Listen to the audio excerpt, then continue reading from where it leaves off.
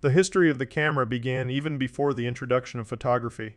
Cameras evolved from the camera obscura through many generations of photographic technology. Daguerreotypes, calotypes, dry plates, film, to the modern day with digital cameras and camera phones. The camera obscura, the precursor of the photographic camera, is a natural optical phenomenon named after its Latin translation, dark room. It projects an inverted image, flipped left to right and upside down, of a scene from the other side of a screen or wall through a small aperture onto a surface opposite the opening. The earliest documented explanation of this principle comes from Han Chinese philosopher Muzi, approximately 470 to 391 BCE, who correctly argued that the inversion of the camera obscura image is a result of light traveling in straight lines from its source.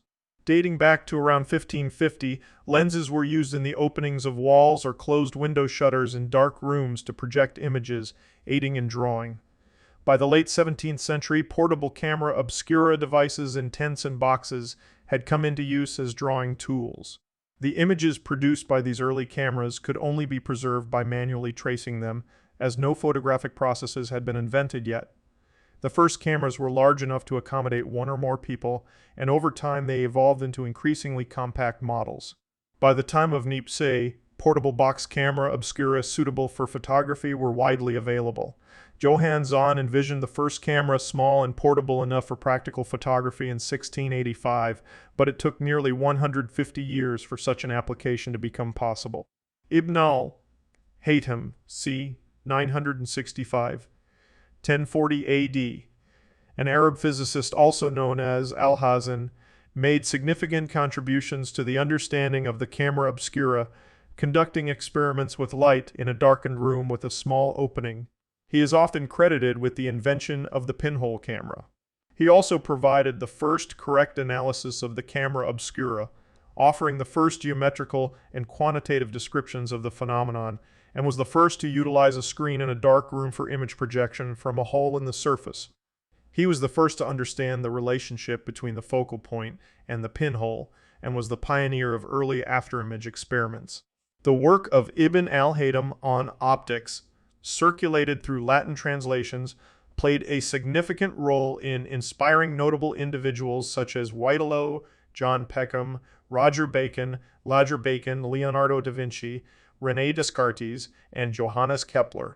The camera obscura was used as a drawing aid since at least around 1550.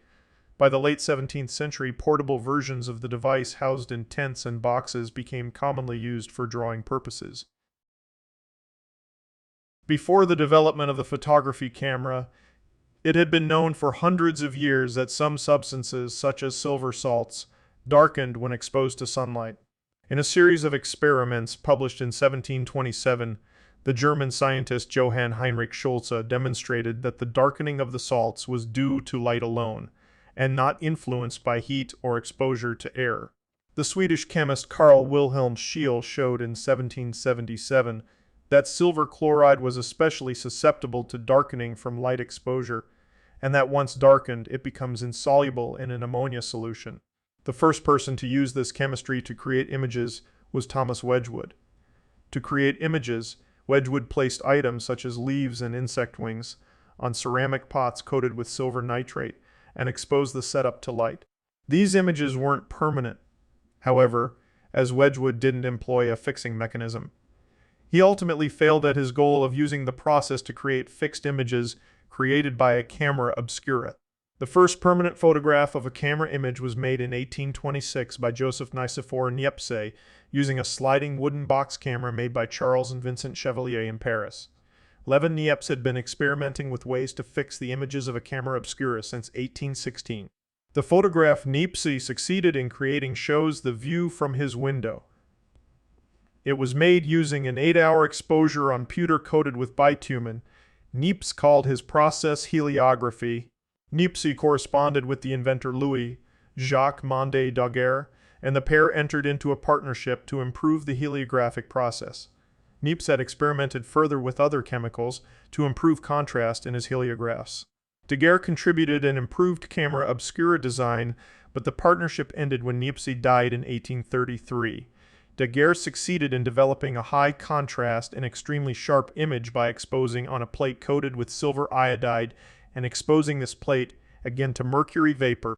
By 1837, he was able to fix the images with a common salt solution. He called this process daguerreotype and tried unsuccessfully for a couple of years to commercialize it. Eventually, with help of the scientist and politician François Arago, the French government acquired Daguerre's process for public release. In exchange, pensions were provided to Daguerre as well as Niepce's son, Isidore. In the 1830s, the English scientist William Henry Fox Talbot independently invented a process to capture camera images using silver salts. Although dismayed that Daguerre had beaten him to the announcement of photography, he submitted on 31 January 1839 a pamphlet to the Royal Institution entitled Some Account of the Art of Photogenic Drawing, which was the first published description of photography. Within 2 years, Talbot developed a two-step process for creating photographs on paper which he called calotypes. The calotype process was the first to utilize negative printing, which reverses all values in the reproduction process. Black shows up as white, and vice versa. Negative printing allows, in principle, an unlimited number of positive prints to be made from the original negative. The calotype process also introduced the ability for a printmaker to alter the resulting image through retouching of the negative. Calotypes were never as popular or widespread as daguerreotypes. 22, owing mainly to the fact that the latter produced sharper details. However, because daguerreotypes only produce a direct positive print, no duplicates can be made. It is the two-step negative-positive process that formed the basis for modern photography. The first photographic camera developed for commercial manufacture was a daguerreotype camera built by Alphonse Giraud in 1839. Giraud signed a contract with Daguerre and Isidore Niepce to produce the cameras in France, 8/9 with each device and accessories costing 400 francs. The camera was a double-box design with a landscape lens fitted to the outer box and a holder for a ground glass focusing screen and image plate on the inner box. By sliding the inner box, objects at various distances could be brought to as sharp a focus as desired.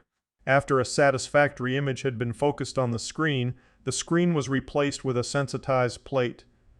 A knurled wheel controlled a copper flap in front of the lens, which functioned as a shutter. The early daguerreotype cameras required long exposure times, which in 1839 could be from 5 to 30 minutes. After the introduction of the Giraud daguerreotype camera, other manufacturers quickly produced improved variations. Charles Chevalier, who had earlier provided Niepce with lenses, created in 1841 a double-box camera using a half-size plate for imaging. Chevalier's camera had a hinged bed, allowing for half of the bed to fold onto the back of the nested box.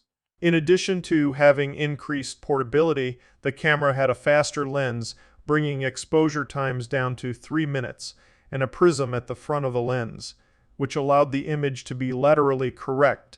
Another French design emerged in 1841, created by Marc-Antoine Gaudin. The novel Appareil Gaudin camera had a metal disc with 3 differently sized holes mounted on the front of the lens. Rotating to a different hole effectively provided variable f-stops, allowing different amounts of light into the camera. Instead of using nested boxes to focus, the Gaudin camera used nested brass tubes. In Germany, Peter Friedrich Voigtlander designed an all-metal camera with a conical shape that produced circular pictures of about 3 inches in diameter. The distinguishing characteristic of the Voigtlander camera was its use of a lens designed by Joseph Petzval. The f3.5 Petzval lens was nearly 30 times faster than any other lens of the period and was the first to be made specifically for portraiture. Its design was the most widely used for portraits until Carl Zeiss introduced the anastigmat lens in 1889. Within a decade of being introduced in America, 3 general forms of camera were in popular use: the American, or chamfered, box camera, the Roberts type camera or Boston box, and the Lewis type camera. The American box camera had beveled edges at the front and rear, and an opening in the rear where the formed image could be viewed on ground glass. The top of the camera had hinged doors for placing photographic plates. Inside, there was one available slot for distant objects and another slot in the back for close-ups. The lens was focused either by sliding or with a rack and pinion mechanism. The Roberts-type cameras were similar to the American box, except for having a knob-fronted worm gear on the front of the camera, which moved the back box for focusing. Many Roberts-type cameras allowed focusing directly on the lens mount.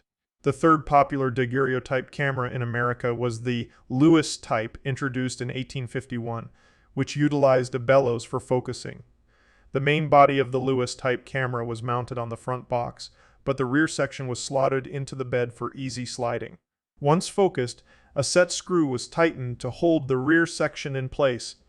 27 having the bellows in the middle of the body facilitated making a second, in-camera copy of the original image. Daguerreotype cameras formed images on silvered copper plates, and images were only able to develop with mercury vapor. The earliest daguerreotype cameras required several minutes to half an hour to expose images on the plates. By 1840, exposure times were reduced to just a few seconds owing to improvements in the chemical preparation and development processes and to advances in lens design. American daguerreotypists introduced manufactured plates in mass production, and plate sizes became internationally standardized: whole plate 6.5 x 8.5 inches, three-quarter plate 5 inches, three-quarter plate 5.5 x 718 inches, half plate 4.5 inches, quarter plate 5 inches, fifth plate 25 inches, sixth point inches, and ninth plate 2 x 2.5 inches. 34 plates were often cut to fit cases and jewelry with circular and oval shapes. Larger plates were produced with sizes such as 9 x 13 inches double roller plate or 13.5 x 16.5 inches Southworth Horsehawse plate. The collodion wet plate process that gradually replaced the daguerreotype during the 1850s required photographers to coat and sensitize thin glass or iron plates shortly before use and expose them in the camera while still wet.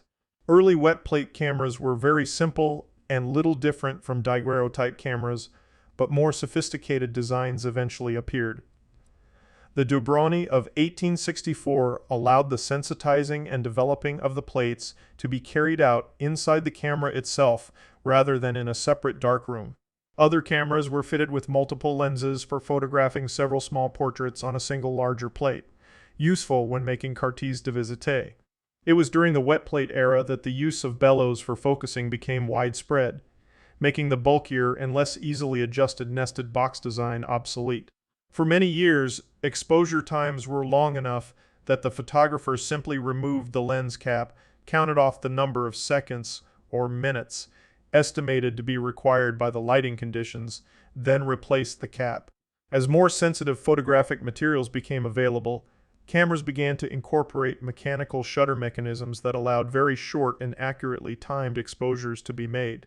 The use of photographic film was pioneered by George Eastman, who started manufacturing paper film in 1885 before switching to celluloid in 1889. His first camera, which he called the Kodak, was first offered for sale in 1888. It was a very simple box camera with a fixed focus lens and single shutter speed, which along with its relatively low price appealed to the average consumer.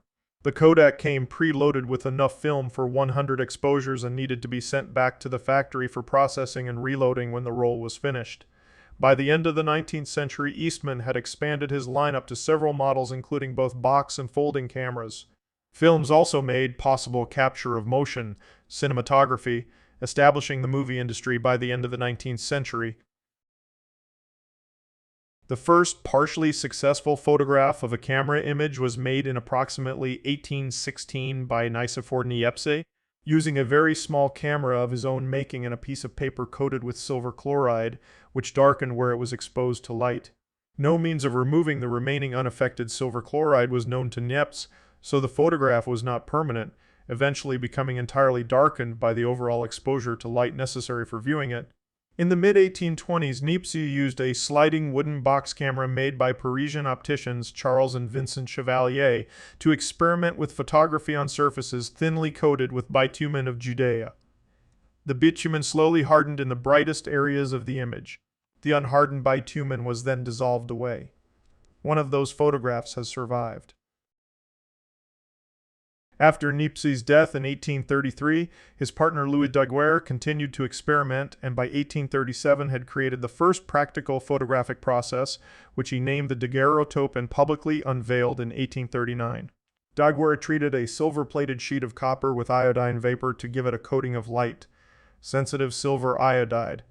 After exposure in the camera, the image was developed by mercury vapor and fixed with a strong solution of ordinary salt, sodium chloride. Henry Fox Talbot perfected a different process, the calotype, in 1840. As commercialized, both processes used very simple cameras consisting of two nested boxes. The rear box had a removable ground glass screen and could slide in and out to adjust the focus. After focusing, the ground glass was replaced with a light tight holder containing the sensitized plate or paper, and the lens was capped. Then the photographer opened the front cover of the holder, uncapped the lens, and counted off as many minutes as the lighting conditions seemed to require before replacing the cap and closing the holder. Despite this mechanical simplicity, high-quality achromatic lenses were standard. Collodion dry plates had been available since 1857 thanks to the work of Desire van Monthoven, but it was not until the invention of the gelatin dry plate in 1870, one by Richard Leach Maddox, that the wet plate process could be rivaled in quality and speed. The 1878 discovery that heat ripening a gelatin emulsion greatly increased its sensitivity finally made so-called instantaneous snapshot exposures practical. For the first time, a tripod or other support was no longer an absolute necessity. With daylight and a fast plate or film, a small camera could be handheld while taking the picture. The ranks of amateur photographers swelled and informal candid portraits became popular. There was a proliferation of camera designs, from single and twin lens reflexes to large and bulky field cameras, simple box cameras, and even detective cameras disguised as pocket watches, hats, or other objects.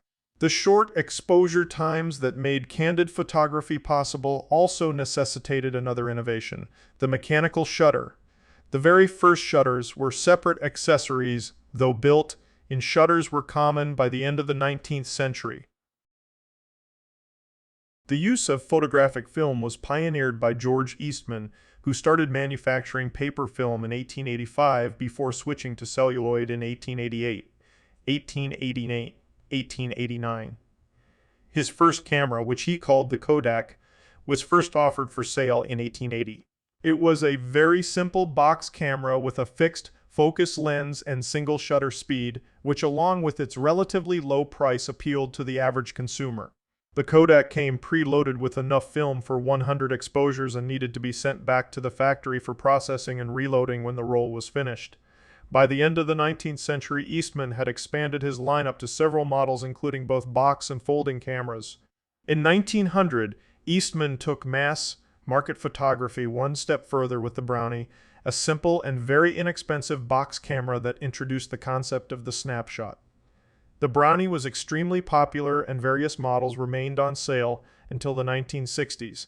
Film also allowed the movie camera to develop from an expensive toy to a practical commercial tool.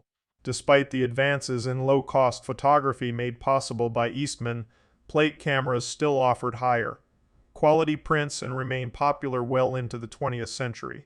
To compete with roll film cameras, which offered a larger number of exposures per loading, many inexpensive plate cameras from this era were equipped with magazines to hold several plates at once. Special backs for plate cameras allowing them to use film packs or roll film were also available, as were backs that enabled roll film cameras to use plates. Except for a few special types such as Schmidt cameras, most professional astrographs continued to use plates until the end of the 20th century when electronic photography replaced them. A number of manufacturers started to use 35mm film for still photography between 1905 and 1913. The first 35mm cameras available to the public and reaching significant numbers in sales were the Tourist Multiple in 1913 and the Simplex in 1914. Oscar Barnack, who was in charge of research and development at Leeds, decided to investigate using 35mm film for still cameras while attempting to build a compact camera capable of making high-quality enlargements. He built his prototype 35mm camera, Leica, around 1913, though further development was delayed for several years by World War I.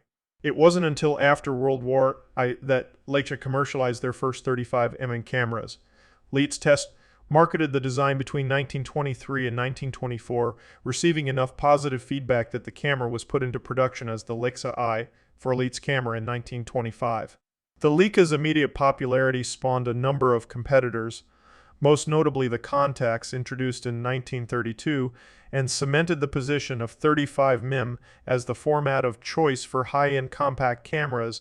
Kodak got into the market with the Retina I in 1934, which introduced the 135 cartridge used in all modern 35mm cameras. Although the Retina was comparatively inexpensive, 35mm cameras were still out of reach for most people, and roll film remained the format of choice for mass-market cameras. This changed in 1936 with the introduction of the inexpensive Argus, and to an even greater extent in 1939 with the arrival of the immensely popular Argus Key III. Although the cheapest cameras still used roll film, 35mm film had come to dominate the market by the time the Key III was discontinued in 1966. The fledgling Japanese camera industry began to take off in 1936 with the Canon 35mm rangefinder, an improved version of the 1933 Quanon prototype. Japanese cameras would begin to become popular in the West after Korean War veterans and soldiers stationed in Japan brought them back to the United States and elsewhere. The first practical reflex camera was the Franke high-tech Rolleiflex medium format TLR of 1928. Though both single and twin-lens reflex cameras had been available for decades, they were too bulky to achieve much popularity. The Rolleiflex, however, was sufficiently compact to achieve widespread popularity in the medium format TLR design became popular for both high and low-end cameras. A similar revolution in SLR design began in 1933 with the introduction of the Ihagee Exacta, a compact SLR, which used 127 roll film. This was followed 3 years later by the first Western SLR to use 135 film, otherwise known as 35mm film. The Kine Exacta, world's first true 35mm SLL, was Soviet sport camera marketed several months before Kine Exacta, though Sport used its own film cartridge. The 35mm roar gained immediate popularity, and there was an explosion of new models and innovative features after World War II. There were also a few 35mm TLRs, the best known of which was the Contaflex of 1935, but for the most part these met with little success. The first major post-war SLR innovation was the eye-level viewfinder, which first appeared on the Hungarian Duflex in 1947 and was refined in 1948 with the Contax as the first camera to use the pentaprism. Prior to this, all SLRs were equipped with waist-level focusing screens. The Duflex was also the first SLR with an instant return mirror, which prevented the viewfinder from being blacked out after each exposure. This same time period also saw the introduction of the Hasselblad 1600, which set the standard for medium format SLRs for decades. In 1952, the Asahi Optical Company, which later became well known for its Pentax cameras, introduced the first Japanese SLR using 135 film, the Asahi Flex. Several other Japanese camera makers also entered the SLR market in the 1950s, including Canon Yashica and Nikon Yashica and Nikon. Nikon's entry, the Nikon F, had a full line of interchangeable components and accessories, and is generally regarded as the first Japanese system camera. It was the F, along with the earlier S series of rangefinder cameras, that helped establish Nikon's reputation as a maker of professional quality equipment and one of the world's best-known brands. While conventional cameras were becoming more refined and sophisticated, an entirely new type of camera appeared on the market in 1949. This was the Polaroid Model 95, the world's first viable instant picture camera. Known as a land camera after its inventor of 1965, was a huge success and remains one of the top-selling cameras of all time. The first camera to feature automatic exposure was the selenium light meter, equipped fully automatic Super Kodak 6 20-pack of 1938, but its extremely high price for the time of $225, equivalent to $4,678 in 2022, kept it from achieving any degree of success. By the 1960s, however, low-cost electronic components were commonplace and cameras equipped with light meters and automatic exposure systems became increasingly widespread. The next technological advance came in 1960 when the German Mix-16 SB subminiature became the first camera to place the light meter behind the lens for more accurate metering. However, through the lens metering ultimately became a feature more commonly found on SLRs than other types of camera. The first SLR equipped with a TETL system was the Topcon EAL system was the Topcon RE Super of 1962. Digital cameras differ from their analog predecessors primarily in that they do not use film, but capture and save photographs on digital memory cards or internal storage instead. Their low operating costs have relegated chemical cameras to niche markets.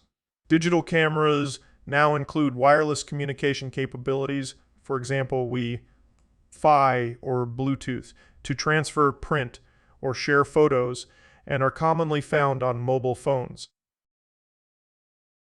The first semiconductor image sensor was the SECD, invented by Willard S. Boyle and George E. Smith at Bell Labs in 1969.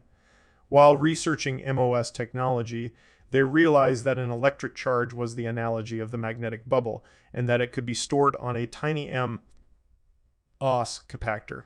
As it was fairly straightforward to fabricate a series of MOS capacitors in a row, they connected a suitable voltage to them so that the charge could be stepped along from one to the next. The CCD is a semiconductor circuit that was later used in the first digital video cameras for television broadcasting. The NMOS active pixel sensor AAPS was invented by Olympus in Japan during the mid-1980s. This was enabled by advances in MOS semiconductor device fabrication with MOS FAT scaling reaching smaller micron and then submicron levels. The NMOS APPS was fabricated by Sudham Nakamura's team at Olympus in 1985. The ECMOS active pixel sensor CMOS sensor was later developed by Eric Fossum's team at the NASA Jet Propulsion Laboratory in 1993. The concept of digitizing images on scanners and the concept of digitizing video signals predate the concept of making still pictures by digitizing signals from an array of discrete sensor elements. Early spy satellites used the extremely complex and expensive method of de-orbit and airborne retrieval of film canisters. Technology was pushed to skip these steps through the use of in-satellite developing and electronic scanning of the film for direct transmission to the ground. The amount of film was still a major limitation, and this was overcome and greatly simplified by the push to develop an electronic image capturing array that could be used instead of film. The first electronic imaging satellite was the KH-11 launched by the NRO in late 1976. It had a charge, coupled device, CCD, array with a resolution of 800 x 800 pixels, 0.64 megapixels. At Philips Labs in New York, Edward Stupp, Peter Kath, and Zsolt Szilagyi filed for a patent on all solid-state radiation imagers on 6 September 1968 and constructed a flat-screen target for receiving and storing an optical image on a matrix composed of an array of photodiodes connected to a capacitor to form an array of two terminal devices connected in rows and columns. Their U.S. patent was granted on 10 November 1970. Texas Instruments engineer Willis Adcock designed a filmless camera that was not digital and applied for a patent in 1972, but it is not known whether it was ever built. The Chromeco Cyclops, introduced as a hobbyist construction project in 1975, was the first digital camera to be interfaced to a microcomputer. Its image sensor was a modified metal oxide semiconductor MOS dynamic RAM DRAM memory chip The first recorded attempt at building a self-contained digital camera was in 1975 by Stephen Sasson, an engineer at Eastman Kodak. It used the then new solid-state CCD image sensor chips developed by Fairchild Semiconductor in 1973. The camera weighed 8 pounds, 3.6 kg, recorded black and white images to a compact cassette tape, had a resolution of 0.1 megapixels, 10,000 pixels, and took 23 seconds to capture its first image in December 1975. The prototype camera was a technical exercise, not intended for production. Handheld electronic cameras, in the sense of a device meant to be carried and used as a handheld film camera, appeared in 1981 with the demonstration of the Sony Mavica magnetic video camera. This is not to be confused with the later cameras by Sony that also bore the Mavica name. This was an analog camera in that it recorded pixel signals continuously as videotape machines did without converting them to discrete levels. It recorded television, like signals to a 2x 2-inch video floppy. In essence, it was a video movie camera that recorded single frames, 50 per disc in field mode, and 25 per disc in frame mode. The image quality was considered equal to that of then current televisions. Analog electronic cameras do not appear to have reached the market until 1986, with the Canon RC 701. Canon demonstrated a prototype of this model at the 1984 Summer Olympics, printing the images in the Yomiuri Shinbun, a Japanese newspaper. In the United States, the first publication to use these cameras for real reportage was USA Today, in its coverage of World Series baseball. Several factors held back the widespread adoption of analog cameras. The cost, upwards of $20,000, equivalent to $53,000 in 2022, poor image quality compared to film, and the lack of quality affordable printers. Capturing and printing an image originally required access to equipment such as a frame grabber, which was beyond the reach of the average consumer. The video floppy disks later had several reader devices available for viewing on a screen, but were never standardized as a computer drive. The early adopters tended to be in the news media, where the cost was negated by the utility and the ability to transmit images by telephone lines.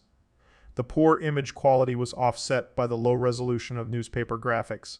This capability to transmit images without a satellite link was useful during the 1989 Tiananmen Square protests and the first Gulf War in 1991.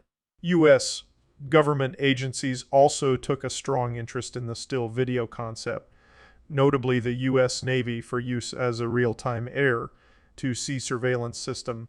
The first analog electronic camera marketed to consumers may have been the Casio VS101 in 1987. A notable analog camera produced the same year was the Nikon Co. 1000s, designed as a press camera, not offered for sale to general users, which sold only a few hundred units. It recorded images in grayscale, and the quality in newspaper print was equal to film cameras.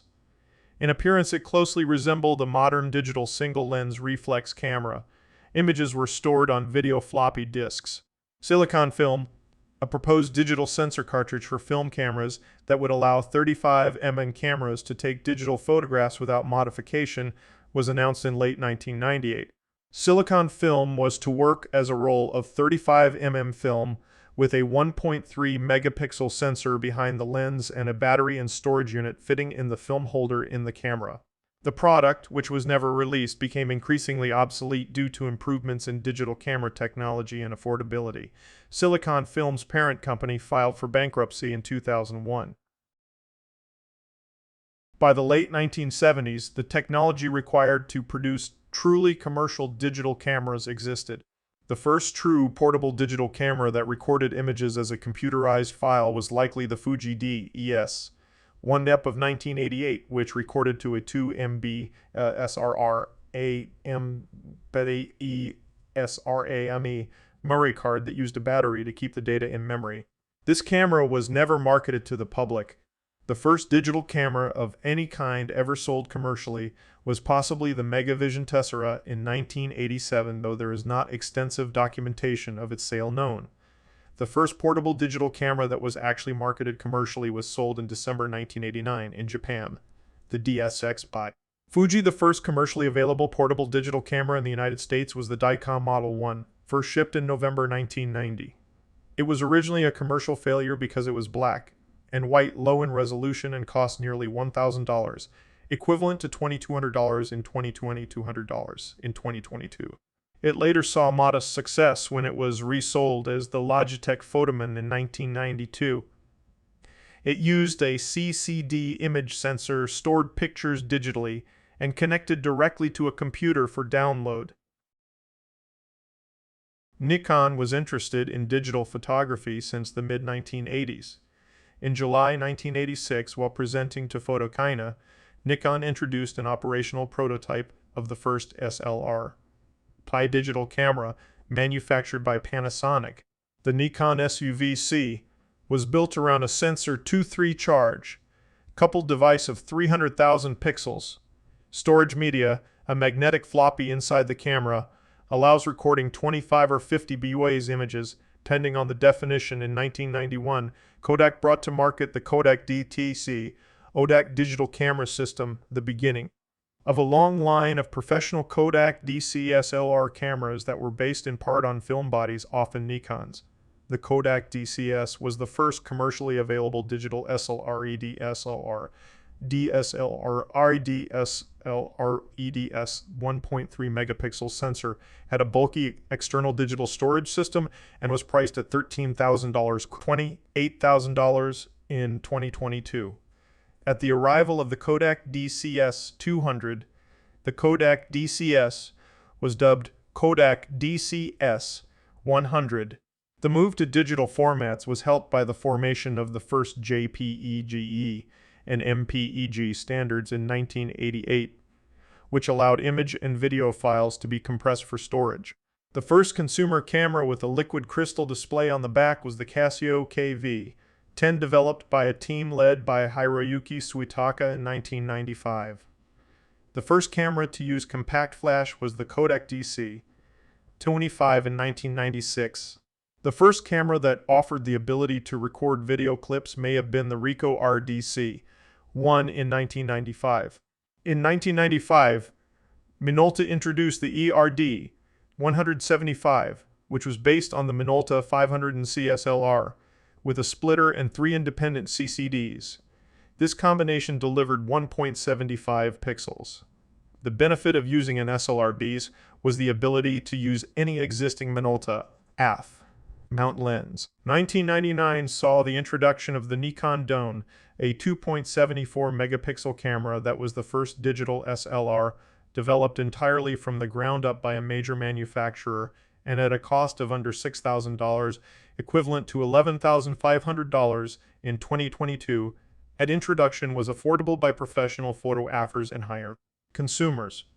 This camera also used Nikon F-mount lenses, which meant film photographers could use many of the same lenses they already owned. Digital camera sales continued to flourish, driven by technology advances. The digital market segmented into different categories: compact digital still cameras, bridge cameras, mirrorless compacts, and digital SLRs. Since 2003, digital cameras have outsold film cameras, and Kodak announced in January 2004 that they would no longer sell Kodak-branded film cameras in the developed world, and in 2012 filed for bankruptcy after struggling to adapt to the changing industry.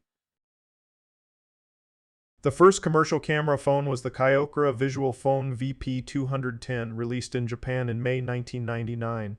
It was called a mobile videophone at the time, and had a 110,000 pixel front-facing camera. It stored up to 20 JPEG digital images, which could be sent over email, or the phone could send up to 2 images per second over Japan's personal handy phone system PHS cellular network. The Samsung SCH200, released in South Korea in June 2000, was also one of the first phones with a built-in camera. It had a TFT liquid crystal display, LCD, and stored up to 20 digital photos at 350,000 pixel resolution.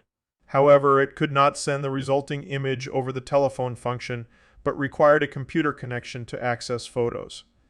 The first mass-market camera phone was the GH4, a Sharp J-Phone model sold in Japan in November 2000.